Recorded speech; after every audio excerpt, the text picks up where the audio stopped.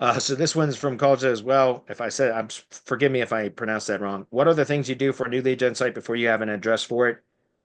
Do you already build an ID page, cloud pages, and all the address and GBP later once you have it? No, no, no. I typically now in today's environment, because it's almost impossible to get GBPs, I don't worry about any of this stuff now until I found a buyer for a website that I build. So I build organic only assets first.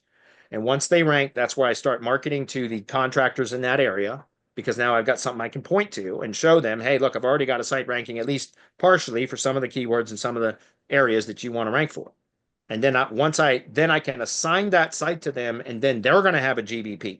Once I have a site monetized, then that's when I'll go in and start building the additional assets. But initially for organic only lead gen assets, I'm not going through all that shit until I've got it monetized. Why go spend all that time, effort, and sometimes money, so energy and all that? Just if you're building them yourself, you're going to spend time and energy. If you're hiring somebody else to do it, you're going to be spending time and money, right? And so, but I've seen a lot, and I've done this myself. Just to be clear, I'm not above this, guys. I've gone after a lot of lead gen projects over the years where I've put a lot of energy and resources into building out lead gen assets that I never end up monetizing. So why bother with that? So what we do now is recommend just targeting organic only assets. So self-hosted websites that you build in particular areas, preferably low competition areas. Once you get them to partially rank, now you've got something that you can point to as a sales tool.